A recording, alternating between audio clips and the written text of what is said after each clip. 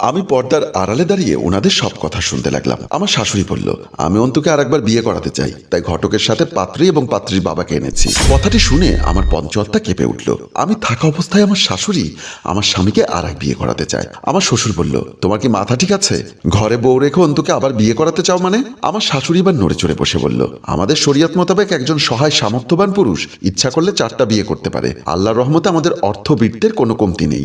আমার ছেলেও সামর্থ্যবান পুরুষ, নিজে ভালো চাকরি করে, তার দ্বিতীয় বিয়ে করতে কোনো বাধা নেই। এমন সময় দেখলাম অন্তু অফিস থেকে ঘরে ঢুকছে। অন্তুকে দেখে আমার শাশুড়ি ডাক দিয়ে বলল, ওই তো আমার ছেলে চলে এসেছে, বাবা একটু এদিকে আয় তো। অন্তু গিয়ে আমার শ্বশুরের পাশে দাঁড়ালো। আমার শাশুড়ি এবার বলল, অন্তু আমি তোকে দ্বিতীয় বিয়ে করাতে চাই, এতে কি তোর কোনো দ্বিমত আছে?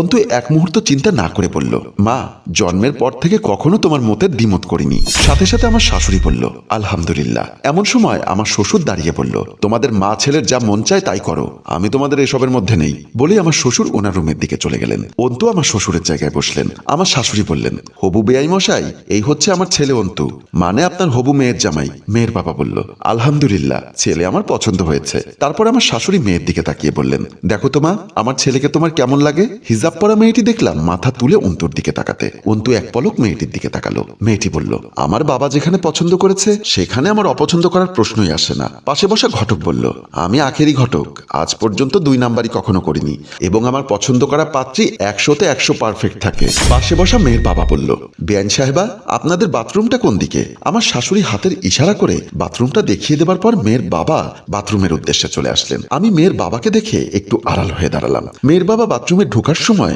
আমি মুখোমুখি হলাম। সাথে সাথে লোকটি বলল, আস্তাগফিরুল্লাহ আস্তাগফিরুল্লাহ, মা জননী, আমি যদিও বা আপনার বাবার বয়সী, তারপরও তো পরপুরুষ, এভাবে আমার মুখোমুখি দাঁড়ানোটা আপনার উচিত হয়নি। আমি ডাইরেক্ট মেয়ের বাবাকে বললাম, আমি শুধু শুধু আপনার পথ আটকাইনি, কারণ তো একটা আছে। কি কারণ? আপনি যাকে আপনার মেয়েকে দেখাতে এনেছেন উনি আমার স্বামী। আপনি কি সে কথা জানেন? আমি জানতাম ওনার ঘরে বউ আছে, তবে সেটা যে আপনি তা জানতাম না। এখন তো জেনেছেন এবং স্বয়ং আমাকে দেখেছেন। এখন কি আপনি আপনার মেয়েকে আমার বর্তমান স্বামীর সাথে বিয়ে দিবেন? লোকটা কোনো ভাবনা চিন্তা ছাড়াই বলল, সমস্যা কি? আমার মেয়েটা আপনার ছোট বোন হিসাবেই এই সংসারে থাকবে। দেখুন, আমি কিন্তু দ্বিতীয় বিয়েতে অনুমতি দিব না। আপনার ইচ্ছা অনিচ্ছায় কিচ্ছু যায় আসে না। একজন সামর্থ্যবান মুসলমান পুরুষ ইচ্ছা করলে 4টা বিয়ে করতে পারে, আর আমার হবু মেয়ের জামাই তো আমার মেয়ে সহ 2টো করছে। তবু আপনি জেনে শুনে আপনার মেয়েকে এই ঘরে বিয়ে দিবেন? সবই আল্লাহর ইচ্ছা। বলেই উনি আমাকে পাশ কাটিয়ে বাথরুমে ঢুকে গেলেন। আমার ইচ্ছে করছিল ওনাকে বাথরুমের ভিতরে ঢুকিয়ে রেখে বাইরে ছিটকেনি লাগিয়ে দেই। এমন বাবা আমি বাপের জন্মেও দেখিনি। অথচ বেশিয়ে ভুষে দেখা যাচ্ছে খুব পরেশগার মানুষ, কিন্তু কিভাবে জেনে শুনে নিজের মেয়েকে সতীনের সংসারে দিচ্ছে কিছু আমার মাথায় কাজ করছে না। হয়তোবা আমার শ্বশুরবাড়ির অর্থবিত্ত এবং অন্তর ইনকাম দেখেই লোভে পড়ে গেছে। আমি যখন বাথরুমের সামনে দাঁড়িয়ে কথাগুলো ভাবছিলাম, এর মধ্যে মেয়ের বাবাকে দেখলাম বাথরুম থেকে বের হয়ে যেতে। আমি ওনার পেছন পেছন আবারও পর্দার আড়ালে গিয়ে দাঁড়ালাম, দেখি ওরা কতটুকু যেতে পারে। ঘটক বলল, অন্তু বাবা, আপনার যদি মেয়ের সাথে একান্ত ব্যক্তিগতভাবে কিছু কথা বলার থাকে তাহলে বলতে পারেন। যেহেতু আপনাদের এক পরিবারকে আরেক পরিবারের পছন্দ হয়ে গেছে, সেহেতু শুভ কাজে দেরি করে লাভ নেই। অন্তু বলল, আমার ব্যক্তিগতভাবে কোনো কিছু জানার নেই, আমার মায়ের পছন্দই আমার পছন্দ। আচ্ছা মা, ওনারা যদি কিছু মনে না করে তাহলে আমি কি ভেতরে যেতে পারি? মেয়ের বাবা বলল, কোনো সমস্যা নেই আব্বাজান, আপনি ভেতরে গিয়ে অফিসের ড্রেস চেঞ্জ করে আসতে পারেন। অন্তু রুমের দিকে চলে আসলো। তাকে দেখে আমিও রুমের দিকে চলে আসলাম। অন্তু রুমে ঢোকার আগেই আমি এসে খাটের উপর বসলাম। এরপর দেখলাম অন্তু এসে আমার সাথে কোনো কথা না বলে অফিসের ড্রেসটা খুলতে লাগলো। ঘরে যে একটা বিয়ের পাত্রী এসেছে কিংবা আমি যে তার বর্তমান স্ত্রী, আমার সাথে কোনো কথা বলার তোয়াক্কা অন্তু করছে না দেখে আমি অন্তুর উদ্দেশ্যে বললাম, তাহলে তুমি মায়ের কথা মতো দ্বিতীয় বিয়ে করবে? মা চাইলে করতে হবে না? আরে বিয়ের পর থেকে তো দেখে আসছো আমি আজ পর্যন্ত মায়ের কথার দ্বিমত করিনি। আমি মায়ের কথা জানতে চাইনি, তোমার সিদ্ধান্ত জানতে চেয়েছি। মায়ের সিদ্ধান্তই আমার সিদ্ধান্ত। আমার কি হবে? তোমার আর কি হবে? তুমি ইচ্ছা করলে থাকতে পারো, আর যদি মন না চায় তাহলে চলে যেতে পারো। তোমার যে কাবিনের টাকা সেটা আমি যে কোনো মুহূর্তে শোধ করে দিতে পারবো। অন্তুর মুখে এমন কথা শুনে আমার নিজের কানকেও বিশ্বাস হচ্ছে না যে অন্তুকে নিজের প্রাণের চাইতে বেশি ভালোবেসেছি। সেই অন্তু কিনা আমার মুখের উপর এভাবে বলে দিতে পারলো। তাহলে আজ 2 বছর কার সাথে সংসার করছি? আল্লাহ রসুলের পরে কাকে সবচাইতে বেশি আপন জেনেছি? নিজেকে কেমন যেন অচেনা মনে হচ্ছে। এর ভেতর দেখলাম অন্তু অফিসের পোশাক ছেড়ে লুঙ্গি গামছা নিয়ে বাথরুমের উদ্দেশ্যে চলে গেল। তার চলে যাওয়ার পর আমি মনে মনে ভাবলাম, এর শেষটা আমি দেখে যেতে চাই। তাই আবার ড্রয়িং রুমের উদ্দেশ্যে চলে আসলাম। আমি যখন পর্দার কাছাকাছি আসলাম তখন লক্ষ্য করলাম আমার স্বামীর জন্য দেখা সেই হিজাবি মহিলা বাথরুমের উদ্দেশ্যে আসছে। আমার সামনে আসতেই তাকে দাঁড় করিয়ে বললাম, দাঁড়ান, আপনার সাথে আমার কিছু কথা আছে। হিজাবি মহিলা বলল, বলুন কি বলবেন?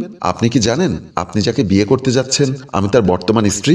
ও আচ্ছা, আপনি তাহলে সেই মহিলা যিনি আমার সতীন হবেন? মহিলাটি কথাটি যত অবলীলায় বলে ফেললেন তা দেখে আমি অবাক হলাম। আমি বললাম, আপনি জেনে শুনে সতীনের সংসারে ঢুকবেন? দেখুন, আপনার শাশুড়ি আমাকে বলেছেন আপনি নাকি স্বামীকে ঠিকমতো শান্তি দিতে পারেন না।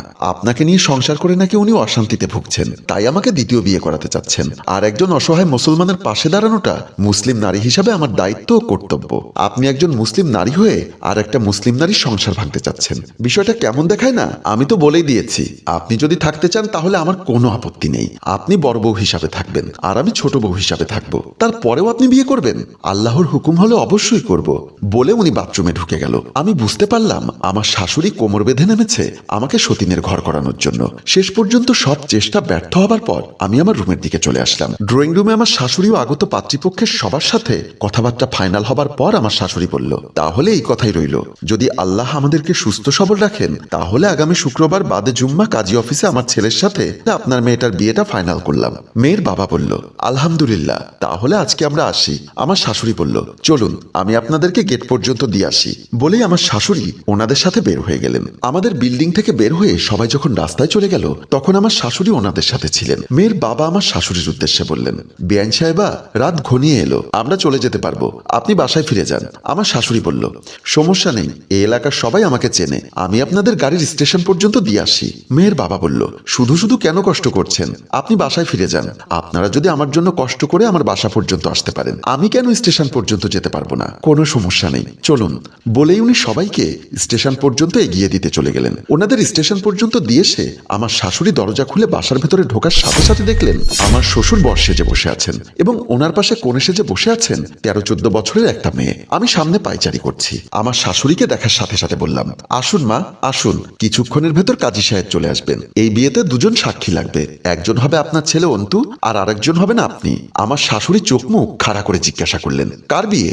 মা, আপনি কি চোখের মাথা খেয়েছেন? দেখছেন না বর হয়ে বসে আছেন আপনার স্বামী, আর কোণে তো দেখতেই পাচ্ছেন। আমি মনে করি এই বয়সে এসে আমার শ্বশুর জিতে গেছেন। 60 বছর বয়সে 16 বছরের বউ পেয়েছেন। আমার মুখে এমন কথা শুনে আমার শাশুড়ি মাথা ঘুরে সেন্সলেস হয়ে পড়ে গেলেন। হ্যালো ভিউয়ার্স, প্রথম গল্পের সাফল্যের পর আমরা আজ আপনাদের জন্য দ্বিতীয় পর্ব নিয়ে এসেছিলাম। তৃতীয় পর্বে ছেলের বউ কি পারবে শাশুড়ির সাথে টেক্কা দিতে? দেখতে হলে অবশ্যই আপনাকে কমেন্ট করতে হবে তৃতীয় পর্ব চাই বলে। মনে রাখবেন, যে গল্পের কমেন্ট, ভিউজ এবং শেয়ার কম হয় আমরা সেই গল্পের নেক্সট এপিসোড তৈরি করি না। তাই তৃতীয় পর্ব দেখতে চাইলে এক্ষুনি কমেন্ট করুন এবং শেয়ার করে আমাদের সাথে থাকুন। আর উক্ত গল্পের প্রথম পর্ব দেখতে চাইলে কমেন্ট বক্সে চলে যান, ওখানে আপনাদের সুবিধার্থে আমরা এই গল্পের প্রথম পর্বের লিঙ্ক দিয়ে রেখেছি। ধন্যবাদ। যে গল্পের কমেন্ট, ভিউজ এবং শেয়ার কম হয় আমরা সেই গল্পের নেক্সট এপিসোড তৈরি করি না। তাই তৃতীয় পর্ব দেখতে চাইলে এক্ষুনি কমেন্ট করুন এবং শেয়ার করে আমাদের সাথে থাকুন। আর উক্ত গল্পের প্রথম পর্ব দেখতে চাইলে কমেন্ট বক্সে চলে যান, ওখানে আপনাদের সুবিধার্থে আমরা এই গল্পের প্রথম পর্বের লিঙ্ক দিয়ে রেখেছি। ধন্যবাদ।